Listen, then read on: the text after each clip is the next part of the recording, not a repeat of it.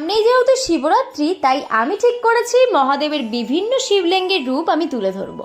তাহলে তোমরা আমার মহাদেব তৈরি করার যাত্রায় থাকবে তো? আজ বলি শিবলিঙ্গ সৃষ্টির নেপথ্যের কাহিনী। একদিন ব্রহ্মা আর বিষ্ণুর মধ্যে কে শ্রেষ্ঠ সেই নিয়ে তর্ক শুরু হয়। সেই সময় এক বিশাল অগ্নিস্তম্ভ আকাশ থেকে নেমে আসে, যার শুরু শেষ কিছুই কিন্তু দেখা যায় না। হঠাৎ সেই অগ্নিস্তম্ভ বলে ওঠে, যদি এর শেষ সত্য জানতে চাও তাহলে কিন্তু শুরু আর শেষ খুঁজে বার করতে হবে। তখন ব্রহ্মা তার হাঁসবাহনে চড়ে ওপরে যায় তার চূড়া খুঁজতে, আর বিষ্ণু পাতালে নামেন। তারা হাজার হাজার বছর খুঁজেও তার শুরু বা শেষ কিন্তু কিছুই খুঁজে পান না। বিষ্ণু সত্য কথা বললেও ব্রহ্মা মিথ্যে কথা বলেন যে সে চূড়া দেখে এসেছেন। সেই ক্রোধে শিব বলেন, ব্রহ্মার পুজো পৃথিবীতে কিন্তু আর হবে না, কিন্তু বিষ্ণু হবে সবার পূজনীয়। মানুষ এই কারণেই শিবের লিঙ্গ রূপেই পুজো করেন, কারণ এটার কোনো নির্দিষ্ট আকার নেই।